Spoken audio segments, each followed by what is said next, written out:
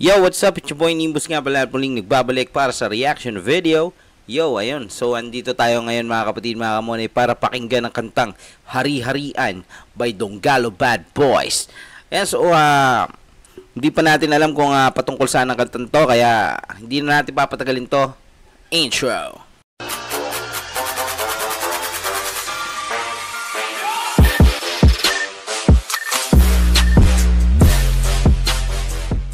Okay, let's go mga kapatid, mga kamonay. Pakinggan na natin to.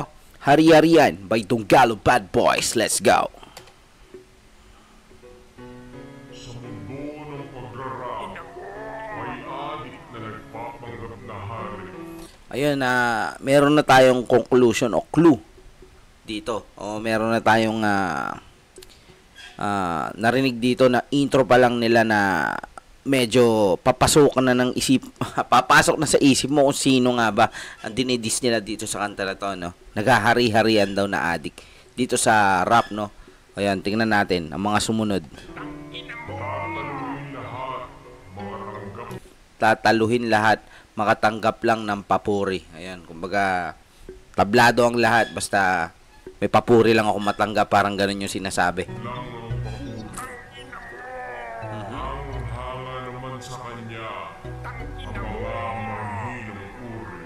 Ay, parang may ano to, ano? Parang may ano may katulad no, yung intro nito.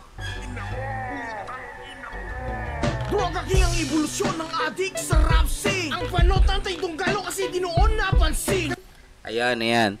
Droga king ang evolusyon ng adik sa rap scene. Ang panot na anti-Donggalo kasi di noon napansin. Ayan, dito sinasabi nila dito mga kapatid na si Panotcha ay anti-Donggalo kasi noon hindi siya napansin. Kumbaga parang ang dating yata noon, parang gusto yata niyang mag-Donggalo, parang ganun ba 'yon? Kasi sa Donggalo ay iba, di lang puro kanta, kailangan ng pakisama, dapat tunay na tao ka. 'Yon. Kasi sa Donggalo ay iba, di lang puro kanta, kailangan ng pakisama, dapat tunay na tao ka. Kung hindi ikay kapon, sama sa mga patabol, madumi kayo sa paningin ni Kuya, kailang beses pa magsabon. Eh di ba sabi niya tao lang. Kaya kay Kiko nagpunta at doon sumipsip ka. Ayun. Kahit ilang beses ka pa magsabon, kaya kay Kiko nagpunta at doon sumipsip ka sa laban mong niluto, tang ina natalo pa. Ayun, so ayun, parang ang sinasabi nila dito mga kapatid, mga kamonay, dahil sa hindi siya napansin sa Donggalo, kaya siya sumali o pumunta sa kabila o dun sa Republic kay Sir Kicks. No, mga kapatid, mga kamonay, parang ganun yung dating, no? Sa laban mong niluto, tang ina natalo ba? Ayo, gusto mo magarit, Donggalo daw walang dating. Diyan ka lang magaling, magpanggap na magaling. Diyan ka lang magaling, magpanggap na magaling. Diba? Kumbaga parang nagagaling-galingan, naghahari-harian, ganun yung sinasabi nila.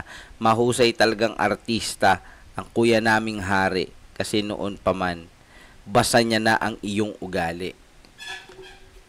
Kumbaga, noon pa man, alam na nila yung galawan ni, ni Panots. Tay talagang artista, ang kuya naming hari. Kasi noon pa man, basa niya na ang iyong ugali. Tanggap ka na gamo, pero solidong lason ka. Ay!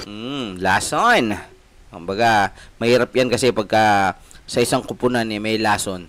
Malalason ang lahat, parang ganun. Kaya hindi pwedeng may makalusot na lason. Ayaw mo sumagot sa Donggalo kasi takot kang labaing ka. Ayan, ito na. Ayaw mong sumagot sa Donggalo kasi takot kang lapain ka.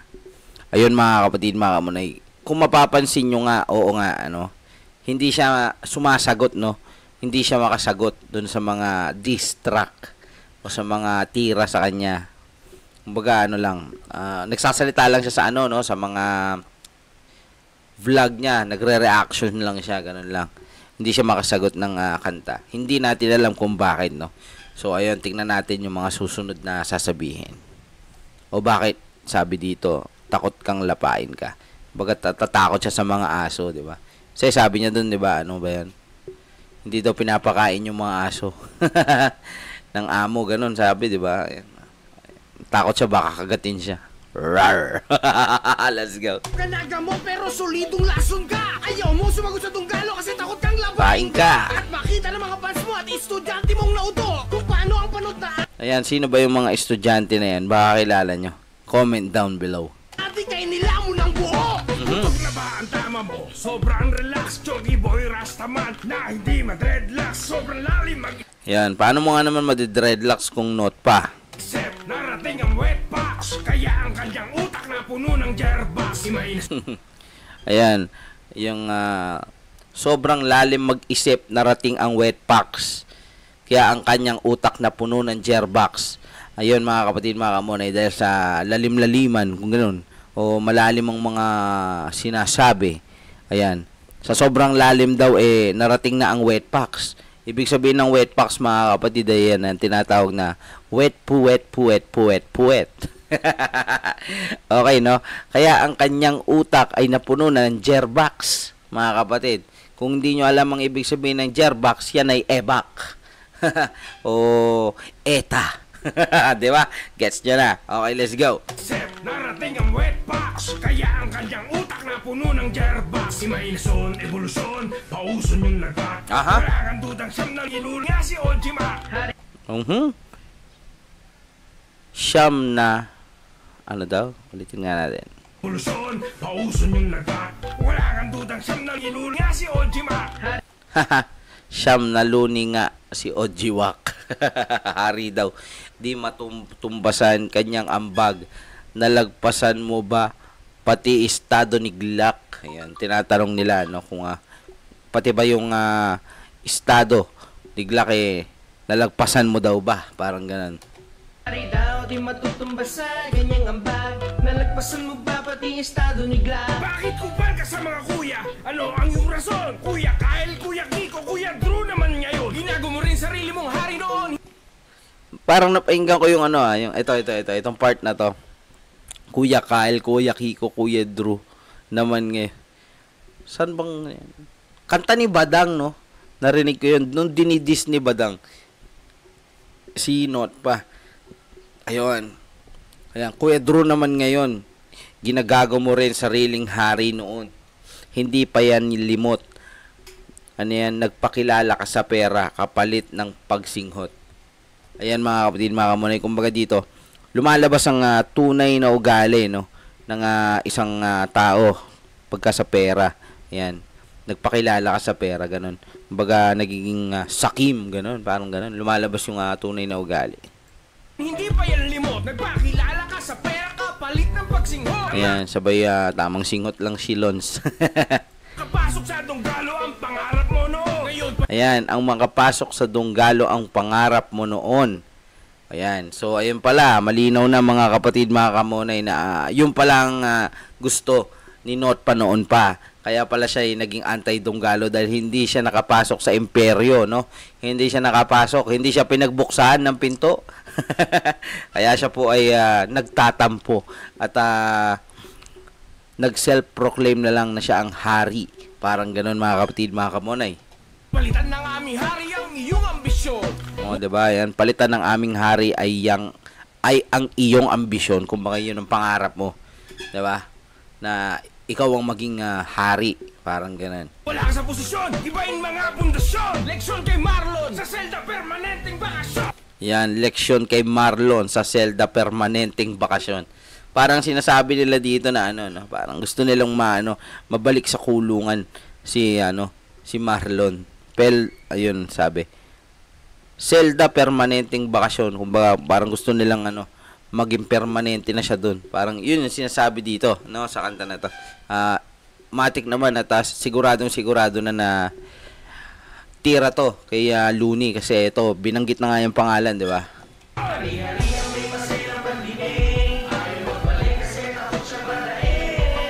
Yan, hari-harian may maselang pandinig. Ayaw magbalik kasi takot siyang madaig. Hangin nasa ulo, nasingaw lang ang bibig. Yan. Okay, ayan, at sinasabi na nga dito, no, sa mga naghahari-harian daw, no, na may maselang pandinig, ayan, na malaki na ang ulo, no, may hangin na sa ulo. Eka nga ni Tiwakal, di ba? Bakit? Anong meron? Ulong malaki. Ayan, di ba? Ayan na nga yung ulong malaki, mga kapatid, mga kamonay. Ulong malaki.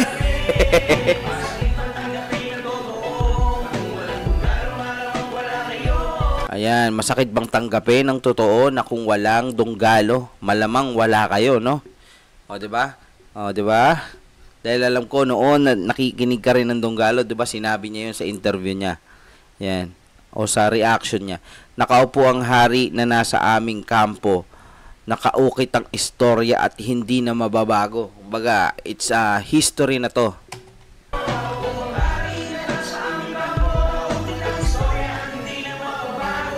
Aha. Okay, ikaw daw ang hari ng tugma. Nakakabigla. Okay, yan. Alam na kung sino tinitira. Nakakabigla yung alibay mo at ebidensya, di mo nga maitugma. Panay pa ang palusot pero hindi nakalusot. Himas ng rehas, tuloy ang inabot ni Panot. Wala na takas kahit na ano gawin. Ikaw yung wannabe naglakli na nagpipipiling. Wannabe Glock 9 na nagpipiling-piling. Yan.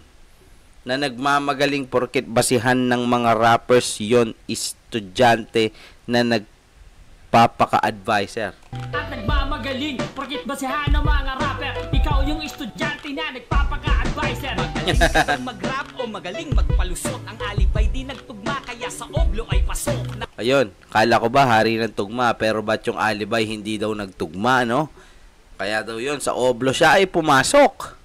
Naikulong ka na sa mga bars, kaya hindi ka na daw maaabot. Ba? Nagka-scandal ka na sa bilibid, pinafuck ka ng lamok. O ba? Meron palang scandal yun, no? Naikulong ka na sa mga bars kaya hindi ka na daw maabot. Send link, send link. Nagka-skandal ka na sa bilibid, pinapak daw ng lamok. Ganyan na ba kapag nasobrahan sa hangin? Piling mo buong industriya ay kaya mong buhatin. Ang laki ng ulo mo kaya mukha ka lang bigatin. Taga-batak sa kultura para daw di makakain. Ang haring adik, malahalimaw daw yung teknik ng nahuli ko. Tagalog version lang pala ni Logic. Tagalog version lang ni Logic. Hindi ito flip-top, dito walang mga hurado. Pag binutasan, kasingaw ang baho mo panigurado. Ayan, Tagalog version lang pala ni Logic. Hindi to flip-top, dito wala mga hurado. Pag binutasan ka, Sino ba si Logic? Comment down below nga mga kapatid, mga kamonay. Sino ba si Logic? singaw ang baho mo panigurado.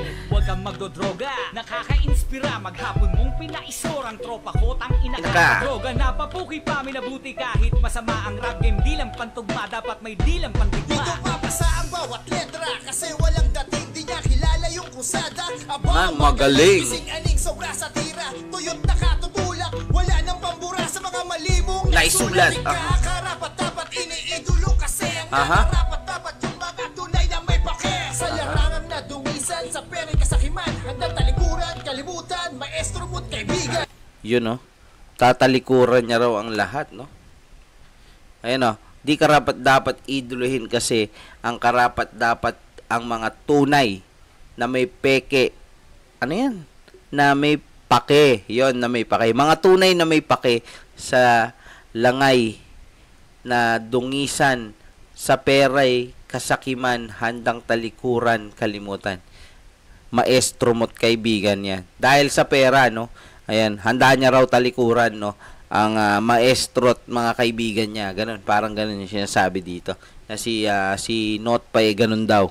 Na dumisan sa peri kasakiman, handang talikuran, kalimutan, maestro mo't kaibigan.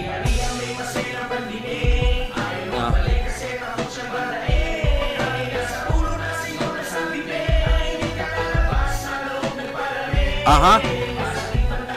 Totoo. Bugalo wala kayo. Oh.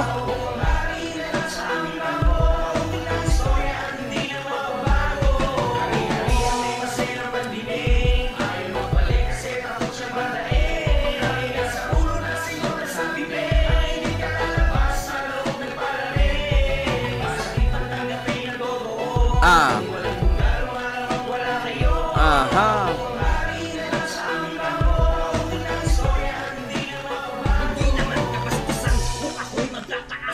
Aha. Bigla sa klase mo ako ay sasabak mara. Ayan, hindi naman kabastusan kung ako'y magtataas ng kamay bigla sa klase mo. Kumbaga, syempre, teacher ka, di ba? Syempre, tataas na kamay. Hey, Lego, let's go. Ay di ko kalibel ang standard mo. Ay Ayan, anong standard ba yan? Standard electric fan. data mo kasi ang gamit mo.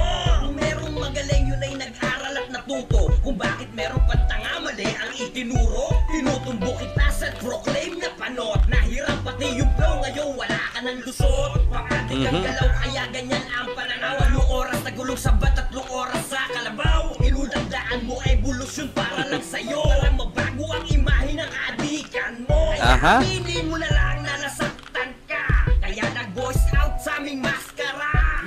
Ayun, nag-voice out siya, no? Na dapat daw pag tumitira, wala yatang maskara. Now I say, straight from the horse's mouth. Di ka dapat idolin, I have no doubt. Di ka daw dapat idolin. So, ayan, sa mga uma-idol kay Note pa, ayan, anong masasabi nyo doon?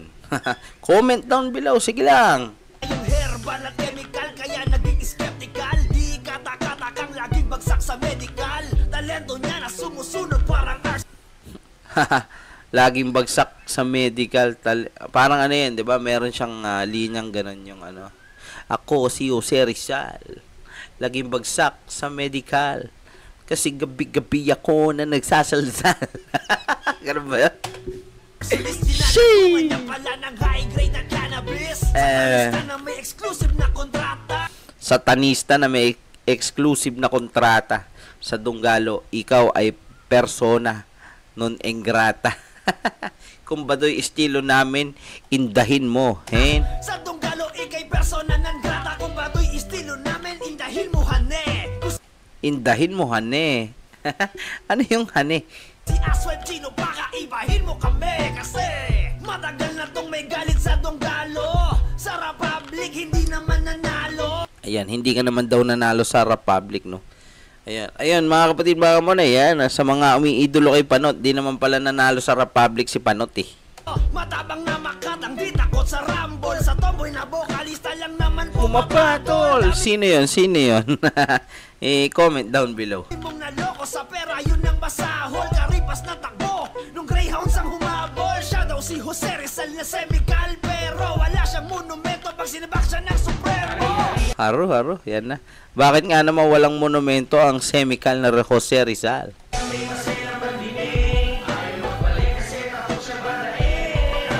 Ako si Jose Rizal. Ako semical.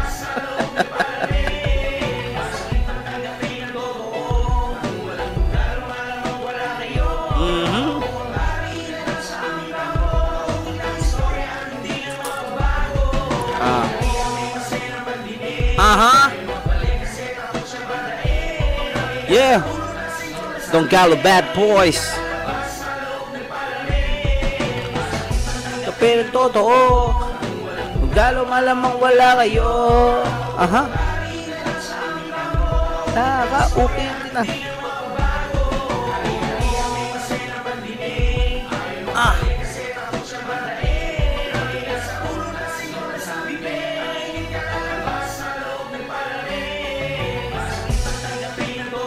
Cheese!